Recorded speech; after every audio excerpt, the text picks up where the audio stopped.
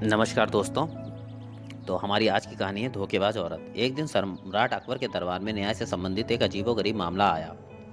एक औरत दरबार में दुहाई करती हुई आई। उसके साथ एक आदमी भी था। वह औरत बोली, महाराज, इस आदमी ने मुझसे मेरे जेवर छीन लिए हैं। बादशाह अकबर ने उस आदमी से इसका कारण पूछा तो वह दोनों हाथ जोड़कर बोले, जहाँपनाह, मैं परदेशी आदमी हूँ और दिल्ली शहर में घूमने आया था। रास्ते में मुझे यह औरत मिली और आपसे भेंट कराने का वादा किया। आपके दर्शनों की लालसा लिए मैं इसके पीछे पीछे चला आया। मैं 100% सच कह रहा हूँ हुजूर, मैंने इसके कोई जेवरात नहीं छीने हैं। आली, जहाँ यह आदमी झूठ बोल रहा है, मेरे सारे जेवर छीन कर यह पाक साफ बन रहा है। वह औरत महाराज से हाथ जोड़कर बोली। अकबर बादशाह दोनों की बातें सुनकर उलझन में फंस गए और तय न कर पाए कि वास्तव में दोषी कौन है। अन्य दरबारी भी उन दोनों की बातें सुनकर किसी के पक्ष में या विपक्ष में अपनी राय कायम नहीं कर सके। अंत में अकबर बादशाह ने बीरबल को इस फैसले का भार सौंपा। बीरबल ने पहले ही दोनों के बयान सुन लिए थे। उन्होंने औरत से पूछा, तेरे जेवर कुल कितने रुपए के थे?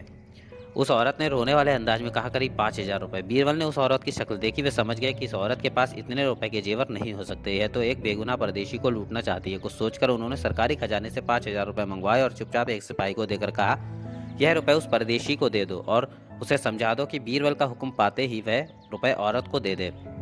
सिपाही ने उस आदमी को अलग ले जाकर बीरबल के कथानुसार उसे समझाकर रुपए दे दिए। थोड़ी देर बाद बीरबल उस परदेसी से बोले, तुमने इसके जेवरात छीने हैं। यह औरत कभी झूठ नहीं बोल सकती, इसलिए तुम अभी इसे या तो इसके जेवरात वापस कर दो या 5,000 रुपए दे दो, फिर तुम छोड़ दिए जाओगे, नहीं तो तुम्हें जेल की हवा खानी पड़ेगी। बीरबल के दिए 5,000 रुपए परदेसी ने सभी के सामने उस औरत को दे दिए। औरत रुपए लेकर खुश होती हुई घर की ओर चल पड़ी। वह कोई 2 कदम ही आगे गई होगी कि बीरबल ने उस परदेसी से कहा, जाओ उस औरत के से उसके सारे रुपए छीन लाओ और हाँ, रुपए लेकर ही लौटना। बीरबल की आज्ञा पाकर परदेशी उस औरत के पीछे दौड़ गया और उस औरत से रुपए छीनने का प्रयत्न करने लगा, लेकिन वह औरत भी अड़ गई। किसी भी प्रकार उसने रुपया नहीं छोड़ा और उसका हाथ पकड़कर बोली, चल, जहाँ से रुपया मिला है वहीं चलकर तुझे दे दूंगी। जब वह परदेसी उस औरत के पीछे रुपए छीनने के लिए दौड़ा था, उसी समय बीरबल ने अपने 2 गुप्तचरों को उनके पीछे लगा दिया और कहा था कि वे रास्ते में घट रही घटना सही खबर लाएं। दोनों गुप्तचरों ने उस औरत व आदमी के आने से पहले ही सारा हाल कह सुनाया। इस बात से बीरबल को भी और विश्वास हो गया कि निसंदेह वह औरत धोखेबाज है। क्षण भर पश्चात औरत उस आदमी को साथ लिए दरबार में उपस्थित हुई और बोली, महाराज, जो रुपया आपने मुझको दिलवाया, उन रुपयों को अभी यह आदमी रास्ते में मुझसे छीन रहा था। मैंने इसकी एक नहीं चलने दी और इसे आपके सम्मुख ले आई।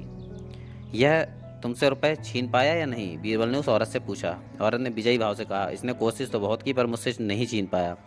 जो आदमी तुझसे रुपए छीनने की ताकत नहीं रखता, उसके द्वारा जेवरात का छीने जाना कैसे मुमकिन है? तू झूठी है, रुपए अभी वापस कर, बीरबल ने डांटते हुए उस औरत से कहा। यह कहकर बीरबल ने बेंत से उस औरत को पीटने की आज्ञा दी। मार खाने के डर से औरत ने अपना अपराध स्वीकार कर लिया और रुपया वापस दे दिए।